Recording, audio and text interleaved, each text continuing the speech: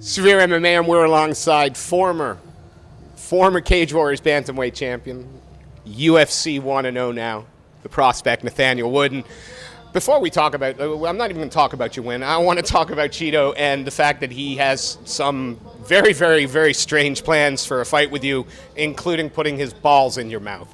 You have an odd one. There are better ways to get a date, but are you taking this guy seriously? Well, I'm not taking him seriously at all with the stuff that he's been putting on Twitter.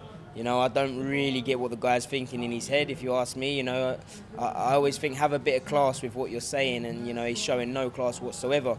I'm happy to put a beat on him. If we get matched, I am going to beat him up in that cage.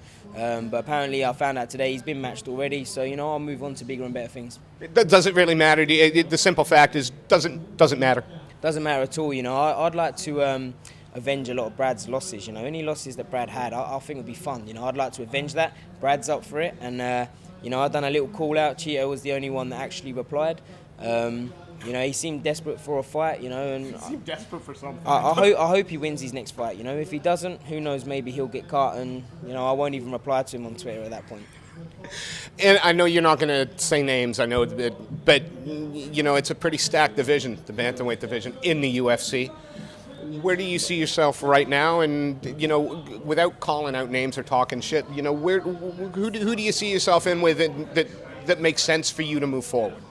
There's no one as such that I would call out and say that I want to fight, but anyone in the top 10, top 15, anyone that's ranked above me, that's who I want to fight. I'm confident in my skill, I'm confident in my ability, so, for me, whoever the UFC put me in, I'm not turning down any fights. So, when I get that call, no matter who it is, whether he's a top 10, top 15, but, I'd like to start moving up in the ranks and looking at get a shot at the title. You were always fairly active before the UFC. You put in fight after fight after fight.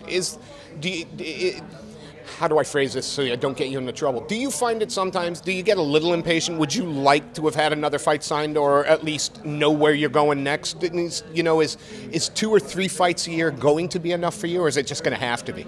It's enough for me, because it's nice to actually go back and enjoy a bit of time with my family, my girlfriend, that kind of thing.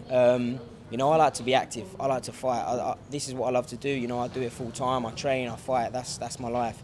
But it takes a lot of time out of the day, and me dieting and that sort of thing. It's not good when you were trying to socialise with your friends and go out with your family. So when I'm not fighting and when I'm not in camp, I'm enjoying life with my family, friends, and that's what I intend on keep doing. In a perfect world, when do you step inside that octagon again, and where? Do you want to fight in the UK? Do you want to keep traveling different parts of Europe, America? Where you get to set the fight, you get to set the place. In a perfect world, where do we see you next? For me, London. That's my hometown. That's where I want to be. So the UFC usually come in March. So if they do, please put me on that card. That's my dream fight. I don't know if there's many Europe cards happening for the rest of the year, but I'd like to get one more in, and definitely next year if they come into UK, then please count me in.